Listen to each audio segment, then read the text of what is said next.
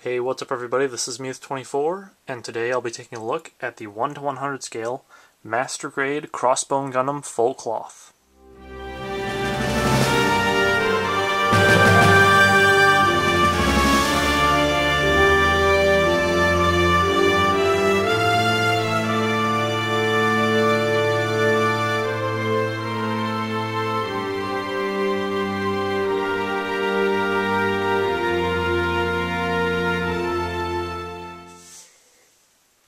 For those of you who saw the last video I posted with my work in progress on the high grade Zuda, initially I had thought I would do the full review and look at my customization of the kit directly after I posted that, but it's been snowing quite a bit these past couple days, so I figured I'd go ahead and do another review until I get some better weather to work with.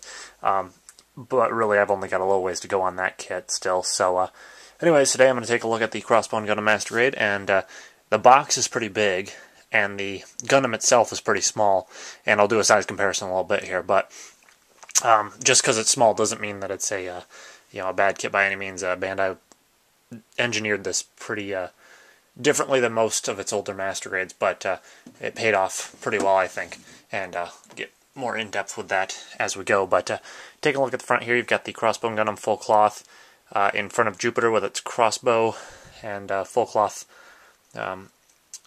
attached to the kit or to the Gundam. You've got on the side here a look at the mouth that opens, the Gundam with a bunch of different weapons. Got a look at the weapons and then some of the drive transfer decals, the core fighter there, and then a look at the kit as well as the trees. And then take a look at the other side. Got the full cloth again, the little skulls that go on the shoulders, front shot, and a back shot, and then the crossbow and how to open it, and then all the little beam effect parts you get for his beam sabers. And then of course on the top you've got the same shot as you would have on the front, just kind of scaled down. Taking a look at the instruction manual, very similar to most older Master Grades, or just Master Grades in general, because this is before they changed to their new style of instruction manual like they do with the Unicorn and a couple other kits. But anyways, you've got a shot of the, or an outline rather, of the Crossbone Gundam's head here on the front. Popping it open to the first page. Got a little bit of information on the Crossbone Gundam itself. Got instructions for anyone how to, cut the pieces off the trees, and how to apply the decals in case you're new to this. Got a list of all the parts and trees. And then we start building with the body unit, and then work our way into the head, arms, and so on and so forth. And in the middle here, you've got the whole fights on pages as you get with most Master Grades. Got some shots of them flying, firing, little snippet there from the manga. Got, again, more shots like you have on the side of the box, and then the list of colors if you were going to paint the kit. And then as you keep going, you get through the weapons and stuff in the back, and then it shows you how to put the full cloth on, and how to put the skulls on his hands, and then a list of where all the stickers, marking seals, and drive transfer decals would go on this kit. And then on the back you've got a shot of the Crossbone Gundam. The colors you're going to get right out of the box with the Crossbone Gundam are this very, very dark navy type color, similar to what you get on the Master Grade New Gundam. You're going to get white, you'll get red for the front of the crotch piece, the wrists, and then the feet there. You get yellow for the vents, and then the V-fin. And then you're going to get gray for the inner frame, as well as the thrusters and the back of the core fighter there. In terms of stickers, you get some stickers for the eyes. You get these yellow bits on either shoulder, as well as ones that go on the back. You get these yellow pieces that kind of wrap around the sides of the thrusters, or X pieces on the core fighter there. And then if I pop the core fighter out, which is kind of tricky, it is a bit of a tight fit. These yellow pieces here are also stickers, and you've got a number of little marking seals along the core fighter here, and actually these yellow pieces here are stickers as well. But I just kind of followed more or less the pattern for the marking seals that the instruction manual gives, just because I felt that those worked pretty well. You've got some on the hands here, some on the sides of the arm. Got a couple on the chest area. Got some on the torso and the front skirts. A couple down the legs there. A thigh. See that? And then for the dry transfer decals, I used, they give you a number of options with these, and you can do like the Skull Heart one. You can see they're small. You got this big Grim Reaper one for the full cloth, and this XM-X1 logo there, but I went ahead and used the F97 on one shoulder, and then the XM-X1 that was more stylized on the other shoulder. I didn't actually put any on the back there, although I suppose if you wanted to, you could use those other ones for the back. And then on the full cloth itself, I went ahead and put... I didn't use any on this piece, but on the opposite piece I used this one that was XM-X1 full cloth Crossbone Gundam. This one I didn't actually see any instructions as to where exactly you're supposed to put it, but I figured I could just put it on the opposite side and it wouldn't be that, still look decent. This piece for the front, you get this big XM-X1 Skull Heart logo there, and then for the opposite side, I just decided to do the Skull Heart one. I wasn't really digging the Grim Reaper dry transfer, but if you wanted to use that, you could. And then along each of these, I used a couple marking seals. You also get a metallic green sticker here on the scope of the gun, as well as another metallic green sticker here on the back of the head as a camera.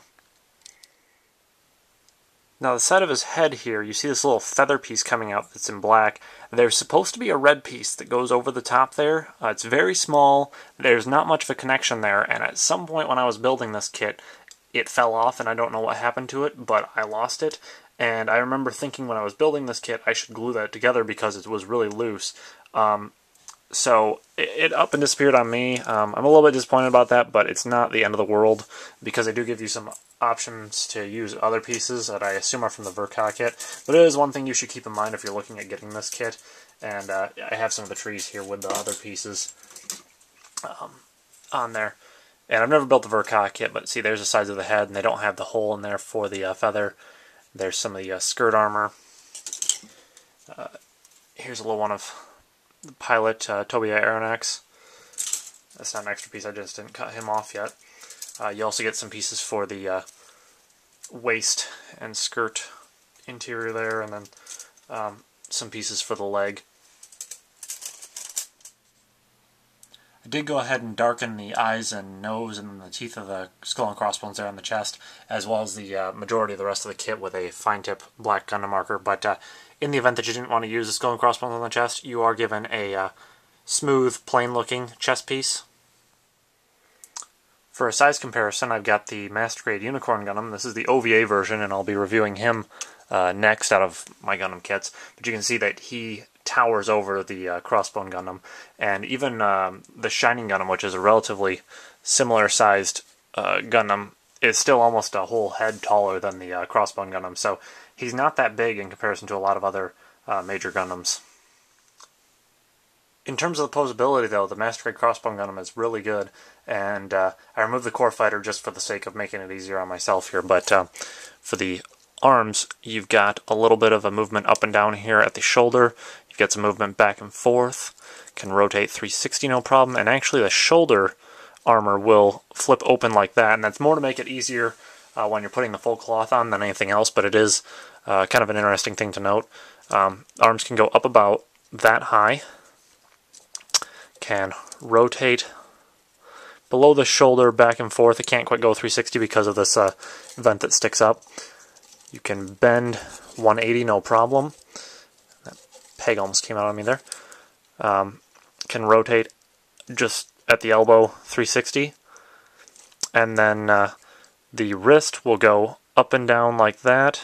There's a ball joint here that allows it to rotate 360, and then a hinge at the hand that allows it to go back and forth.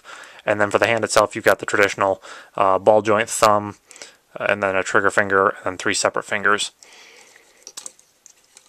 At the torso, can rock back and forth, no problem. Can rotate side to side a fair amount. He can't quite go 360 just because of the way the skirt armor sticks up on him. The side skirt armor can go up and down, can kind of wiggle back and forth. The back skirt armor can go up and down, can go in and out a ways.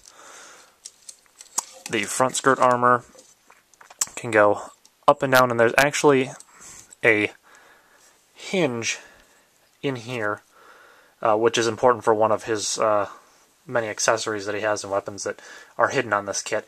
The only downside to that is that when it sticks into the ball joint there, the ball joint polycap type piece. There aren't actually any polycaps on this kit, but it acts as a similar fashion.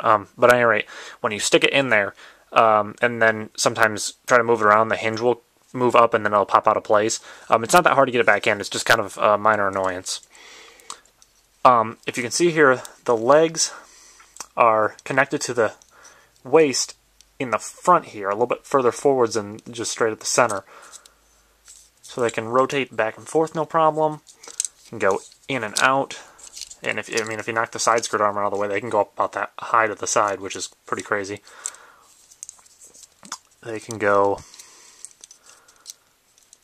forwards that far without the skirt armor. Can go backwards about that far. Can bend about 90 degrees, actually 180 if you get that out of the way. The ankle armor can go back and forth. These pieces can go up and down.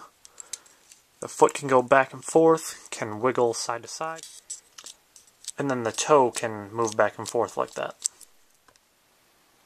The head is on a ball joint, which will allow it to rotate 360 no problem. It can only go up and down so far by itself, but there's a hinge here underneath that allows it to go back and forth to the chicken bob thing, and can get more dramatic poses up and down. These little bits on the shoulders here can move up and down, and that's more or less to clamp in parts of the full cloth. Same goes for these parts on the elbows. Those will come into play when I go over the weapons and accessories. The chest here can open up, and inside you can see the cockpit of the core fighter. Again, that opens up to help with the placing of the full cloth, but it is included just for the effect of being able to see the core fighter in there. And then if you pop the mouth open, you can see him getting ready to suck in some energy and blast it back at enemy mobile suits.